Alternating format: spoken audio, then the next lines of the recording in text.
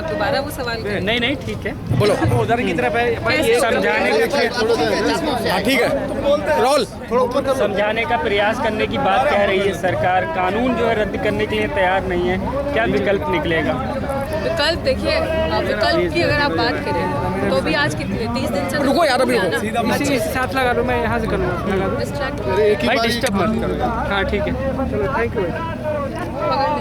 एक सेकंड, कोई नहीं, शुरू एक तरफ सीधा करो ना, सारा जो है फेस सारा सीधा जाए, उस तरीके से काम करो ना आप। कर लीजिए सारे तक। बस, हाँ, ठीक है ठीक है। ठीक है ठीक है। ठीक है। हाँ तो चलो, तो क्या क्वेश्चन क्या है, अब दोबारा करो।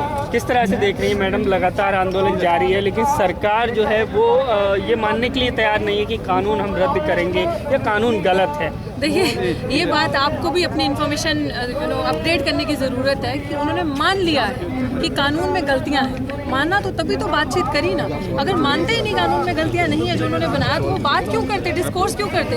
क्योंकि ऐसे ही तानाशाह सरकार जो हमने देखा, आप सबने देखा होगा पिछले 6 सालों में हर एक साल एक साल का अगर आप डेटा निकालें सरकार का, तो आप मुझे बताओ सरकार ने 6 साल में क्या काम किया है? ऐसा क्या काम, ऐसी क्या उपलब्धि 6 साल में सरकार ने हासिल कर ली जो इस 1 साल में करा है? अगर आप इस 1 साल को देखें जिसमें कोरोना पैंडेमिक मार्च से बाद धनाधन बैंक को प्राइवेट करना, हमारे रेलवे को बेचना, रेलवे को प्राइवेट करना, पहले हुआ था 6 साल में ऐसा? 6 साल में सरकार सोई हुई थी और अब कुछ नहीं दिखा। तो अब देखा कि अब चलो किसानों का, क्योंकि लोग इंसान 3 टाइम तो अनाज खाता है ना, तो किसानों पे वार कर दिया। तो ये सरकार को खुद पता है कि वो गलत कर रही है, लेकिन सिर्फ यही है कि आपदा में अफसर कैसे लिया जाता है वो इस सरकार से बेहतर कोई नहीं जानता। कि जब पता है, मुझे बहुत अच्छी बात है, ये आप सबको भी समझने की जरूरत है कि इस सरकार को हमारे संविधान पर बिल्कुल विश्वास नहीं है। अगर संविधान पर विश्वास हो और वो संविधान के तहत कॉन्स्टिट्यूशनल तरीके से काम करना चाहे ना, तो वो तर्क वितर्क में ऑपोजिशन जो है उसकी बात भी सुनेगी। जब आप ऑपोजिशन को नहीं सुनेगी, क्योंकि सबको पता था कि सरकार इतनी ज्यादा चालू सरकार है, इतनी ज्यादा फैसिस्ट गवर्नमेंट है कि इसको पता था कि इस समय ऐसा महामारी है, ग्लोबल पैंडेमिक है, इस समय कोई घर से बाहर नहीं आ सकता। सबके ऊपर लॉकडाउन लगा दिया। जहां इनकी रैलीज होनी है, जहां पे इनका प्रचार चलना है, वहां पे कोई लॉकडाउन नहीं, वहां पे कहीं कोरोना नहीं है। लेकिन इनको पता है आप लोग बाहर नहीं आ सकते, आप लोग अपनी आवाज नहीं उठा सकते, तो चलो इसमें जो जो बेचना है पूंजीपतियों के लिए वो बेचते जाओ। ये बड़ा चलाया था ना कोरोना के टाइम पे हमारे प्रधानमंत्री जी ने, आत्मनिर्भर भारत। वो आत्मनिर्भर भारत नहीं था, वो अंबानी अड्डानी निर्भर भारत था। अगर आप सोचें, क्योंकि सारा कुछ पूंजीपतियों के हाथ में दे दिया जाएगा तो वो आत्मनिर्भर नहीं रहोगे आप ऐसे पूंजीपतियों के ऊपर निर्भर हो जाओगे कि वजह से कुत्ता और मालिक का होता है कि रोटी डाली तो खाओगे, रोटी नहीं देगा तो नहीं खाओगे। तो ये किया है सरकार ने। कह रहे हैं कानून किसानों के फायदे के लिए है, वो दरअसल समझ नहीं रहे हैं इस बात को। विपक्ष जो है भ्रमित कर रहा है उन्हें। मैं कह रही हूँ इतना फायदा है उसमें, हमारा किसानों का इतना ज्यादा फायदा है कि आप कॉन्ट्रैक्ट सिस्टम बांध दोगे।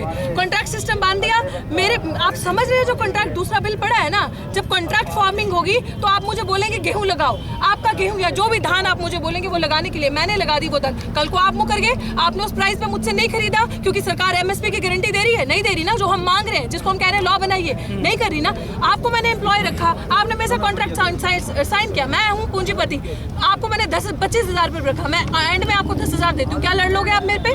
लड़ सकते हो? नहीं लड़ सकते। उस बिल के अंदर पढ़ो, आप कोर्ट तक नहीं जा सकते हो। क्या कर लेगा एसडीएम? जब एसडीएम इनका, कोर्ट इनका, वकील, जज सब इनके हाथ में, तो आप क्या करोगे?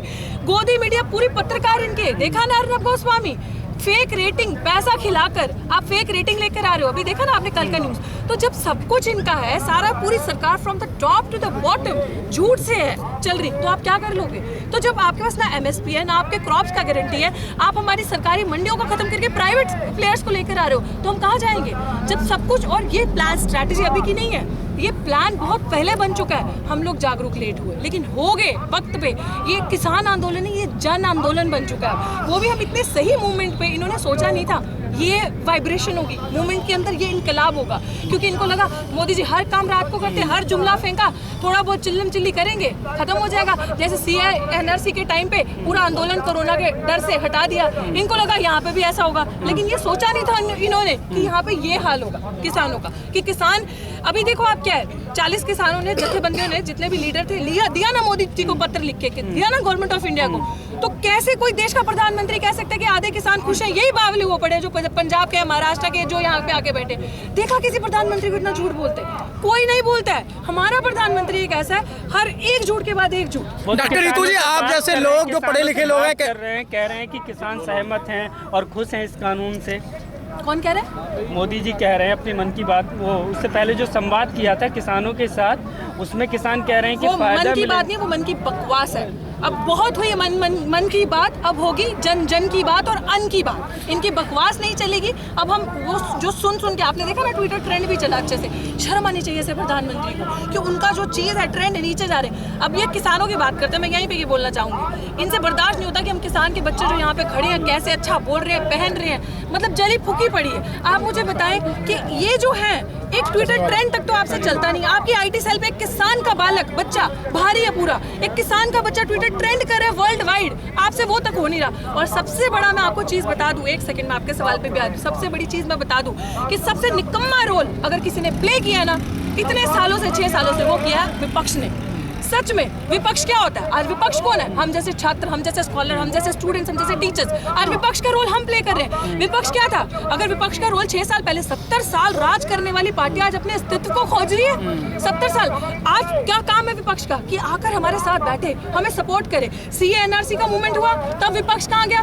कहीं नहीं था विपक्ष। उसके बाद छात्रों का मूवमेंट हुआ, विपक्ष कहाँ था? कहीं। जेएनयू के टाइम पे कहीं विपक्ष नजर नहीं आया। उसके बाद सितंबर में प्रधानमंत्री के जन्मदिन के दिन हमने राष्ट्र बेरोजगारी दिवस मनाया। कितना बड़ा मूवमेंट था, वर्ल्ड वाइड ट्रेंड कर रहा था प्रधानमंत्री के जन्मदिन के दिन। तो आप सोचो कहाँ था विपक्ष? तब भी विपक्ष नहीं था। तो सबसे निकम्मा जो है वो हमारा विपक्ष है। आप सोचो 70 साल राज करती पार्टी जो अपना अस्तित्व खोज रही है, उसको आज हमारे साथ खड़ा होना चाहिए। अन्ना आंदोलन कैसे चला? अन्ना आंदोलन जब चला था, लोगों के अंदर एक वो जागरूकता आई थी, लोगों के अंदर एक ऐसा यलकार आया था, उनको लगा था कि अब कुछ बदलाव होगा। लेकिन जो पार्टी अन्ना को लेके, पता चला अन्ना कहाँ गया, कहाँ से अन्ना आए और कहाँ गए और कौन पार्टी राज कर रही है। तो ये होता है विपक्ष का। विपक्ष ऐसा होता है। बीजेपी ने तो वाकई में विपक्ष का रोल तय किया, लेकिन हमारा विपक्ष क्या कर रहा है? आज हमारा सवाल है, उसको आज हमारे साथ आगे खड़ा होना चाहिए। क्यों छात्रों का आंदोलन फेल हो जाता है? क्यों छात्रों का आंदोलन ज्यादा देर तक टिकता नहीं है? छात्र हो गए, किसान हो गए या सीए एनआरसी का, क्योंकि हम लोग कमजोर फील करते हैं। हम लोग एक एंड पे, हम लोग आवाज ही उठा सकते हैं ना, हम लोग तो लड़ ही सकते हैं। लेकिन जो पार्टी में बैठे वो क्या कर रहे हैं? सब कुछ मुफ्तखोरी में चाहिए इन मंत्रियों को। आज किसान सड़कों पे है, काटो ना इनका टीएडीए। ये जो मंत्री संसद में जाकर बैठे हैं, एक दिन कहीं जाने का टीएडीए नहीं मिले ना तो अक्कल ठिकाने आ जाए इन लोगों की। तब देखो किसान, सब कुछ फ्री में, सब कुछ मुफ्तखोरी का खाना है, तो अब किसान भी ना फैसला करके बैठे, शर्म उगाएंगे और मुफ्त में बेचेंगे फ्री एमएसपी। एक नैरेटिव बनाया जा रहा है कि ये लोग जब डॉक्टर तो अभी जो है इस किसान आंदोलन को फेल करने के लिए केंद्र सरकार की तरफ से बहुत बड़ी एक साजिश रची गई है। और साजिश ये है, स्टेट गवर्नमेंट को भी आदेश दिए गए, वहाँ के जिलाधिकारी को, वहाँ के पटवारी को, एसडीएम को, कि किसान आंदोलन में जो भी नेता भाग लेते हैं उनको चिन्हित किया जाए। ये क्या घर घर जाके इस घर घर जाके उन लोगों को चिन्हित किया जा रहा है? क्या इस मामले से किसान आंदोलन फेल होगा? बिल्कुल नहीं। इट्स नॉट मंत्रीज मूवमेंट, इट्स नॉट नेताओं का मूवमेंट, इट्स नॉट सरकार's मूवमेंट, इट्स जनताज मूवमेंट। ये मास मूवमेंट है, ये जनता का प्रोटेस्ट है, जिसमें हम जैसे स्टूडेंट एक्टिविस्ट हैं, स्कॉलर्स हैं, टीचर्स हैं, जिसमें हर एक किसान, बड़े से बड़ा लेके 70-80 साल का बूढ़ा, माएँ बहनें, बच्चा किसान 30 साल की उम्र का सब है। तो ये मास का मूवमेंट है और ये कॉन्स्टिट्यूशनल राइट है हमारा, right to protest, peaceful protest. और यहाँ पे आपने देखा होगा, आपने 30 साल के बाद ऐसा नमूना पेश हुआ है, ये एग्जाम्पल है, ये हिस्ट्री कायम करेगा। वही हमने बार बार कहा है कि हमारे दाद बाबा ने 47 देखी थी और हमारे माँ बाप ने 84 देखी, और 2020 हमने देखनी नहीं है, दिखानी है। और ये ऐतिहासिक मूवमेंट है और ये बहुत पीसफुल मूवमेंट है। और ये इस तरह का एक सबके सामने एक ऐसा चलता आ रहा है नज़ारा, चाहे वो टीकरी का हो, चाहे वो सिंघू बॉर्डर का हो। आपको क्या करना है? यहाँ पे कोई जो इन्होंने खालिस्तानी एक मूवमेंट चलाया, वो तो पागल है जब हम उस डिबेट में जाए भी, क्योंकि वो अपने मैच पे, अपनी पिच पे हमें खिला रहे हैं। We don't have to play. हम लोगों को जो यहाँ पे उतर के आके देखेगा, वो देखेगा कि इतनी अस्मिता, इतने लोग, मल्टी कल्चरल पीपल, भिन्न भिन्न अंग से लोग आए हैं जगहों से। तो ये एक ऐसा मूवमेंट है जो अपने आप में आधी जीत हम कर चुके हैं। एक नैरेटिव बनाने की कोशिश की जा रही है कि ये लोग सिर्फ सरकार विरोधी नहीं है, राष्ट्र विरोधी लोग हैं। देखिए, हिंदू, मुस्लिम, पाकिस्तानी, नक्सली, माओवादी, और क्या दिया इसने सरकार ने 6 साल में? है स्पेशलिटी। भूखा कहेगा रोटी, कहेगा आतंकवादी, छात्र कहेगा नौकरी, कहेगा नक्सली। जब सवाल पूछोगे तो तुम नक्सली, तुम आतंकवादी, तुम माओवादी कहलाए जाओगे। जब इस सरकार से अपने हक की बात करोगे तब तुम इन सारी चीजों के साथ नवाजे जाओगे। लेकिन तुम झूठ बोलोगे तो बीजेपी की वॉशिंग मशीन में जाओगे धुल के बाहर। तुम्हारा पुराना काला चिट्ठा क्या है? सब धुल के बाहर। तो दिस इज व्हाट दिस सरकार is known for. Doctor Ritu ji, मेरा आपसे है दुविधा की बात यह है कि जो लोग किसानों तक आ नहीं रहे हैं, उनसे बातचीत नहीं कर रहे हैं, वो टीवी स्टूडियो में बैठ करके सर्टिफिकेट दे रहे थे कि असली किसान नहीं है, नकली किसान। क्या कहिए? देखिए जो ये सरकार के लिए जो ये टीवी मीडिया में जाकर कह रहे हैं नकली किसान है, मैं यही कहती हूँ ना, आते क्यों नहीं यहाँ पे? अपने एसी कमरों से उठ के, अपने कंफर्ट से उठ के बाहर आकर तो देखो। और टीवी मीडिया की जहाँ तक रही बात, वो तो है ही झूठ की बुनियाद ना, वो तो खुद वहाँ झूठ के, क्योंकि उनको इतनी ज्यादा फंडिंग हो रही है। आप सोचिए अर्नब गोस्वामी जैसा रिपब्लिक चैनल, जो कि एक नेशनल चैनल है, जो वो अपनी फेक टीआरपी के लिए, फेक रेटिंग के लिए इतना पैसा ऊपर खिला सकता है। सोचिए उनका खरीदार और इनका खरीदार देखिए जो पैसे खिलाते हैं। तो ये सब फेक एजेंडा चलता जा रहा है और सरकार के लिए इन सारी चीजों को मैनेज करना बहुत आसान है। तो मुझे तो ऐसा लगता है एज ए जनता हम लोगों को ऐसे चीप नैरेटिव्स पे विश्वास ही नहीं करना चाहिए, क्योंकि उनके लिए हम नक्सली है, हम आतंकवादी, हम खालिस्तानी है, यही है उनके पास हमारे लिए। तो उनके लिए ये सब नकली किसान है। जो मोदी जी बोलते हैं आधी रात को जो तीर फेंकते हैं, सब वही असली है और वही सही। कब तक लड़ाई लड़ी जाएगी? जब तक मोदी जी चाहेंगे। वो आज चाह जाए शाम को, जब तक वो चाहेंगे। अगर अमित शाह जी कहते हैं 1 इंच नहीं पीछे हटेंगे, तो ये आधा इंच पीछे नहीं हटेंगे। बात करने के लिए तैयार हैं तो बार-बार कहते हैं भैया कल बात करने के लिए तैयार हैं तो बात क्या, तो जुमले तो देते ही है ना, मन की बात भी तो करके चले जाते हैं। कब तक अपने मन की बात करोगे? हमारे मन की बात कौन सुनेगा? भैया ये डेमोक्रेसी है, इसमें आपका नहीं चलेगा। दोनों तरफ का संवाद दोनों तरफ से होता है। और सरकार में बैठे डज नॉट मीन मूर्ख जो नेता वहाँ पे बैठे हैं बोलते हैं हम मेजोरिटी से आए हैं, मेजोरिटेरियन गवर्नमेंट है, हमें मेजोरिटी से चुना, हम कुछ भी कर सकते हैं। कुछ भी करने का क्या मतलब? संविधान के दायरे में रह के ही करोगे ना। इतना कम है कि तुम लोगों ने कोरोना के बहाने के अंदर लेकर तुम लोगों ने संसद रद्द कर दिया। विपक्ष, ताकि विपक्ष आएगा सवाल करेगा तुमसे, विपक्ष वहाँ पे तुम्हें पूछेगा कि किसानों की आवाज, किसानों के साथ बुरा हो रहा है, तुमसे वो सवाल करेगा, तो संसद रद्द कर दो। मूर्ख समझ के रखा है हमें। कोई छात्र आवाज उठाता है, कोई आंदोलन करता है, आंदोलनकारी सच बोलता है, उठा के अंदर कर दो, उठा के केस लगा दो। और क्या है सरकार के पास? कितनों की आवाज दबाएगी? तो इसीलिए मैं आप सबकी बातों का यही सवाल है कि एड्रेस करने का सिंपल रीजन है कि जब तक विपक्ष अपने आप को विपक्ष नहीं समझा, क्योंकि आज छात्र जो है, स्टूडेंट जो है, हम जैसे एक्टिविस्ट जो है, वो विपक्ष है, वो विपक्ष का रोल प्ले कर रहा है। शर्म आनी चाहिए ऐसे एसी कमरों में बैठे हुए लोगों को, जो सिर्फ आते हैं। लोकसभा चुनाव अभी दूर है ना, तो ये लोग क्या करते हैं नेतागण, माइंड मत कीजिएगा, मैं एक चीज बता रही हूँ, ये सिर्फ जब लोकसभा चुनाव पास आ जाए ना, तो बड़ी बड़ी मैनिफेस्टो, ये कर देंगे, वो कर देंगे। आज से तैयारी करो ना। आज जब भूखा रोटी मांग रहा है, कल दोगे उसको 4 साल के बाद जब वो मर जाएगा, हड्डियां खत्म हो जाएगी, आज दोगे उसको रोटी। तो विपक्ष को अपना रोल समझना बहुत जरूरी है। अगर विपक्ष भी इस तरह से साथ दे, ये जो नेतागण पार्टी के बैठे हैं, ये भी अगर उतर के सड़कों पे आए, 4 दिन रहो ना सिंगो बॉर्डर पे। हम ही क्यों आए? तुम लोगों को सब कुछ मुफ्त में मिलता है ना, बिजली, पानी, घर, घोड़ा, गाड़ी, हम लोगों को तो नहीं मिलता ना। तो अगर बैठो हमारे साथ, चुन के हमारे लिए बैठे हो, वहाँ पे ऐश करने के लिए बैठे हो, तो this is what they need to understand. लेकिन डॉक्टर रितु जी ये कह रहे हैं कि पढ़े लिखे लोग ही किसानों को वर्गला रहे हैं, आप जैसे लोग। हाँ, तो अच्छी बात है ना, पढ़े लिखे लोग किसानों को बरगला रहे हैं। इनके जैसे अनपढ़ गवार लोग देश को बेच तो ना रहे, बेड़ा गर्क तो नहीं कर रहे ना देश का, इनके जैसे बैठ के वहाँ पे। तो अच्छी बात है कि हम बरगला रहे हैं, हम सच की तरफ बरगला रहे हैं, और हम लेकर जा रहे हैं सही की तरफ, क्योंकि ये डिमांड है कि भैया अगर अपनी ही उगाए हुए जमीन में, वही ना, साडा कुत्ता कुत्ता, ताड़ा कुत्ता टॉमी, साडा कुत्ता कुत्ता क्यों नहीं हो सकता? तो भैया आप ही का कुत्ता टॉमी क्यों होगा? हम भी, हमारी लगाई हुई धान का दाम हम तय करेंगे कि तुम तय करोगे? तो अगर हम अपनी लगाई, मतलब मैं जमीन में जाऊं, दाम भी लगाऊं, मार्केट से लेकर भी आऊं, और उसका तय करोगे, उसकी बोली लगाओगे तुम, बेचोगे तुम, तो मुझसे खरीद लोगे जितना मर्जी स्टॉक। मैं फिर भी बंधुआ मजदूरी रहा ना, बाउंडेड लेबर है अपने किसान में, अपने खेत में।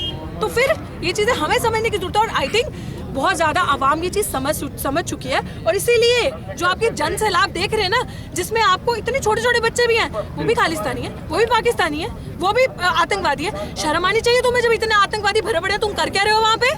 रिजाइन दो, रिजाइन दो। तुम्हारी IT सेल क्या कर रही है? डॉक्टर रितु जी, सरकार ने मन बनाया कि हम इस बिल को वापस नहीं लेंगे।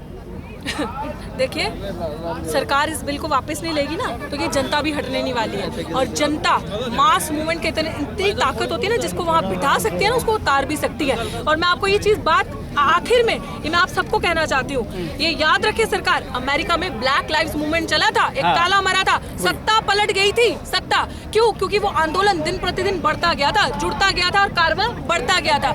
ये रिस्पॉन्सिबिलिटी अगर हमारे विपक्ष भी ले लेना, नेतागण समझ जाए कि अगर ये मूवमेंट शुरू हुआ, CAA NRC गया, छात्रों की रोजगार की आवाज गई, लेकिन इस मूवमेंट में अगर सब जुड़ गए, तो जिस तरह से ब्लैक लाइव्स मैटर, तो किसान लाइव्स मैटर, छात्रों की जिंदगी मैटर, दलित लाइव्स मैटर, एवरीथिंग, हर एक की लाइफ मैटर करती है। तो अगर इसके साथ सारे जुड़ गए, अगर इस मूवमेंट को खड़ा किया तो बहुत बड़ी बड़ी सत्ता भी हो ना, बड़े बड़े राजा यहीं पे सब जाएगा और इनकी भी तख्ता पलट हो जाएगी। Okay, thank you. बुलाया आपको? हाँ, बहुत जरूरी।